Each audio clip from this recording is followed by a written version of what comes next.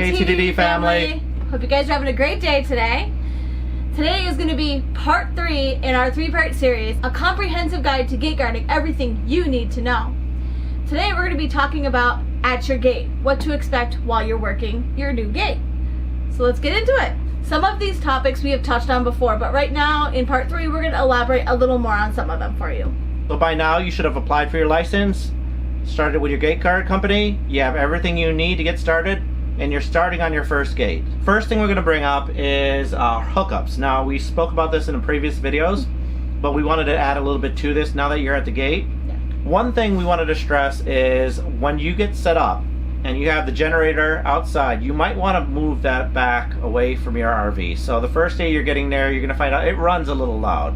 And if you're a light sleeper, it might actually keep you awake most of the night. So you could request that it gets set up someplace maybe a little bit further back from the bedroom area, and that's helped us out. I mean, there's times we couldn't do that, but generally if we can, we put some distance between us and the generator.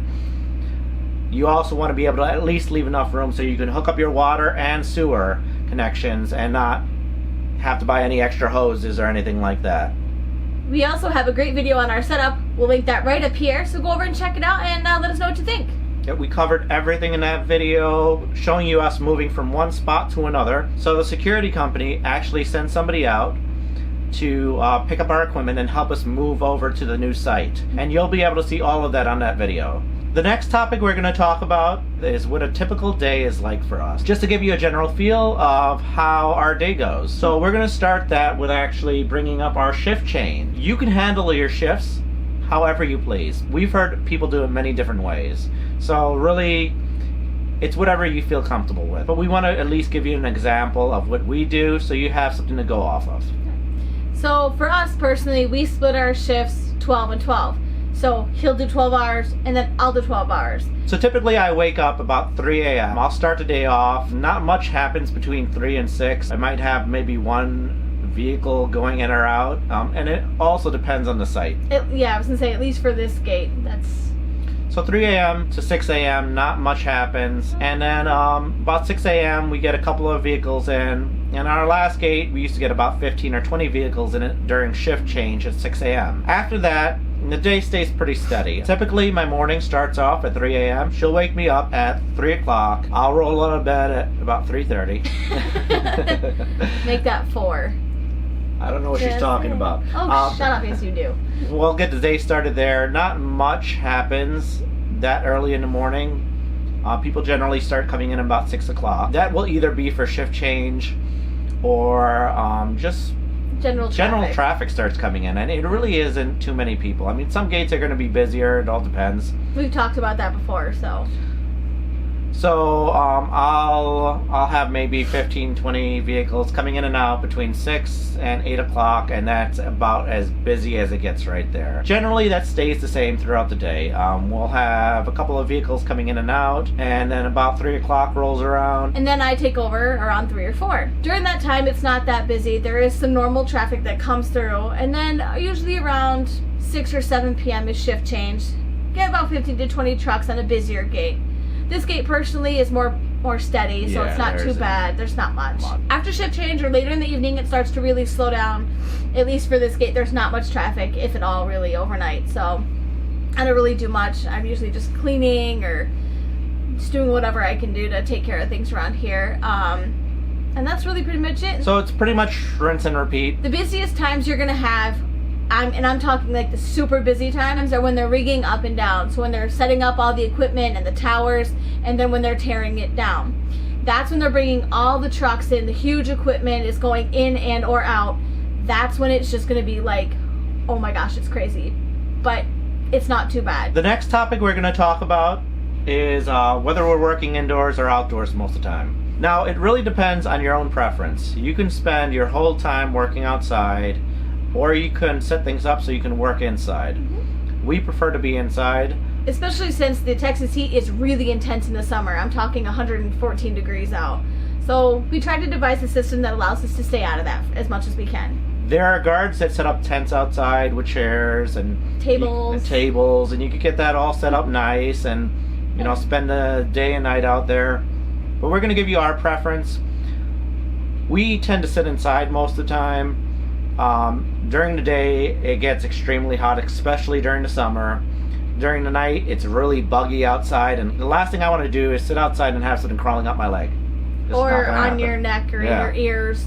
They're everywhere, especially with halogen lights. It's just even worse. Our LED lights do attract some. Basically, you walk out the door and they're all in your face. It's not as bad with the LED lights. Nope, not at all. So we prefer to sit inside. We have a camera system set so we can see everything going on outside. And we also have motion sensors on both ends of the road so we can hear if anybody's coming in or out. Yep. And that way, also, if somebody does happen to get through, if we're lucky, the camera can catch the license plate and we can write that down. It's a little extra precaution that we decided to take because every now and then somebody will get through. It just happens. It's normal, so don't be alarmed about that. This system works very well for us. We haven't had much of a problem with missing anybody. The system actually provides a lot of comfort, especially since we're doing this long term and in the middle of nowhere. I would highly recommend getting that system for yourself. It just makes it easier. So touching on the last part about the environment and how we're out in the middle of nowhere, it gets pretty darn dusty out here. I mean, it's windy, it's dusty, the trucks are going by and they puff out the dust and it just gets everywhere. Cleaning is a constant, but when we're out where we are now, it's not so bad. We also devised a little system, which we'll show you later, that actually will help with that as well. So besides the dust, you're also dealing with other factors such as heat, noise. You know, the things tend to break when they come in contact with too much heat. Especially plastic panels on top of the RV is something you want to look out for. If you can protect your tires, protect the plastic on the RV, just try to protect anything that's constantly under heat stress. And with the noise, it really depends how far you are away from the frac or the rig. If you're going to be close to the rig or frac, you're probably going to get a little bit more noise off of hammering and banging and motors running, generators. Especially the frac site, they have the big pumps that are really loud. It's not terrible, but it is louder than you would think. So just be aware of that depending on how far. Right now, our site now is far away, so if we shut everything down, it's like you hear everything that you never really heard before. Continuing on the topic of environment, we're going to talk about pest control. And what we do to prevent them from coming around or in the RV. Now, one thing we all hear about is snakes. There's scorpions, and all this other stuff. We do see them, but generally they stay away from the RV. We haven't had any in the RV. We haven't had snakes around the RV. No, not one. We really haven't. When we do hear about snakes, they're so far away that it doesn't really affect us at all. It's usually when they're at the rig and they're getting everything set up, they're just disturbing them. Scorpions, I've seen a few around our lights, but they never come into the RV. They don't bother us. They just kind of do their thing and then they're gone.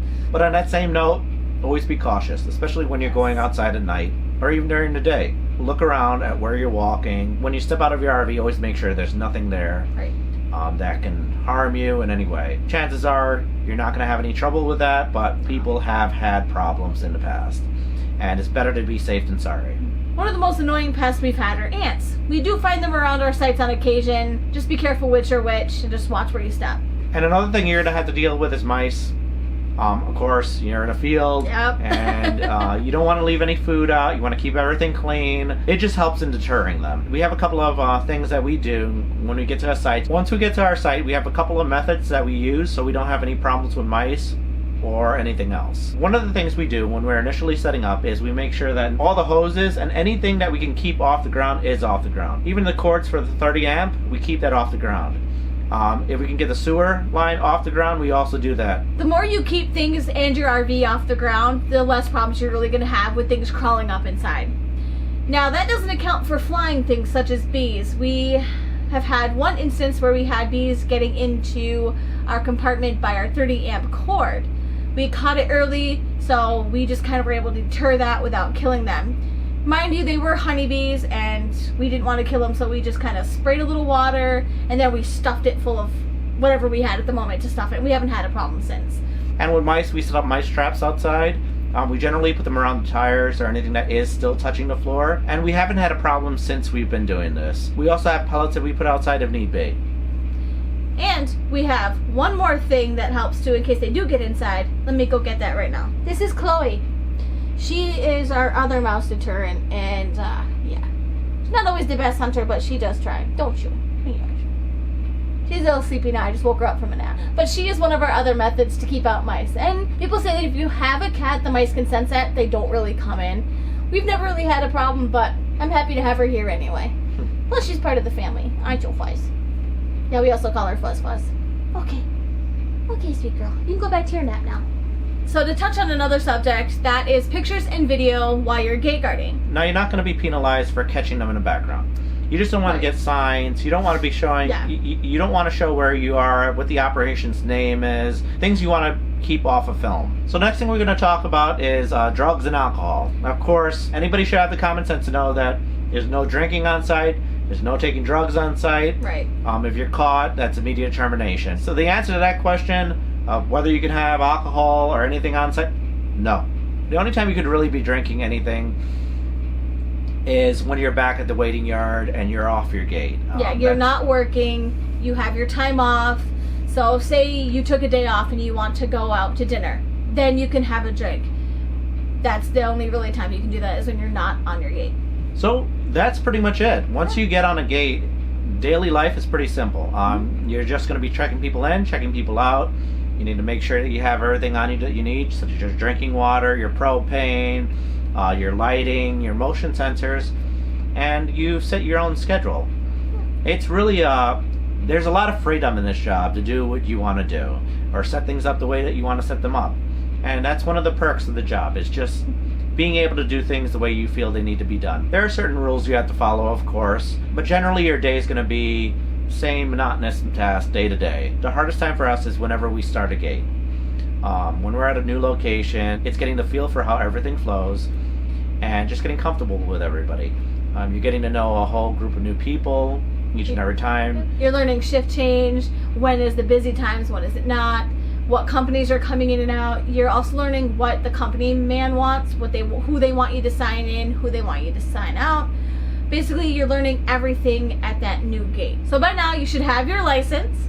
You should be working with a security company or have one in mind. And you should be getting ready to start your first gate. So now all you have to do is get to work and wait for your first paycheck, and you will be pleasantly surprised when it does come. But we hope this helped you out, and you're able to find your way to gate guarding without hitting any bumps in the road. But we know there might be some things that we haven't covered in this series. We try to cover every single topic that we could possibly think of, but of course there's always going to be something. So if we did miss something, let us know in the comments below, and we will definitely try to get that information out to you as soon as we can. Thanks guys for watching. We really hope this information helps you make this transition into gate guarding much easier. We know there's going to be bumps in the road, but hopefully you'll take away from this that it's really easy to get into. It's a great job. You'll have great people to work for, and the money's really good too. Now we're going to link to a couple of other videos of people we've watched that have gate guarded, and actually people that helped us get into gate guarding. And they have a lot of information on their page. One was Steve Turtle. Hey Steve! He has a ton of information on his channel, and it's actually what we watched initially to get into gate guarding. We're going to link him down below. He's a great guy. He's really funny, and he has kind of a quirky way about him, but we love watching his channel, and we would highly suggest checking him out also. Yeah, he provides so much information. He's really clear and concise about it, but yet he puts a little fun twist to it. So you'll learn a lot from him as well. So a big shout out to you, Steve. So another channel we're going to link down below that provides a lot of information on gate guarding is going to be Johnny and Tracy's channel. Hey guys! RV SWAT. So check them out. They have a lot of information that some we might not have included in this series, so it's really worth looking over. But head over and check their channel. We actually met them when we first started gate guarding.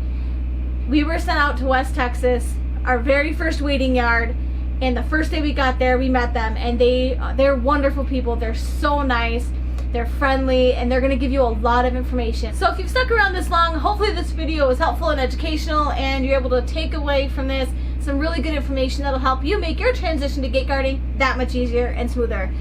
That way you can start making money faster as well. As always, guys, thank you so much for sticking around for the 3-part series. We do really appreciate it. We want to be able to bring more valuable informational videos to you, to be able to be a part of your life also, and help you along your way. Through our experience, we try to teach you everything that we go through, and things that we learn along the way, and some things that just go completely wrong. And some that go completely right, where it's great. We just really want to help you guys make the transition into RV life and gate guarding that much easier. So we really appreciate you sticking around for this 3-part series. There is definitely more to come, so stick with us. And if you like this video, please leave a thumbs up down below, and please consider subscribing and becoming part of the TDD family. And we will see you guys on the next one. Bye, guys.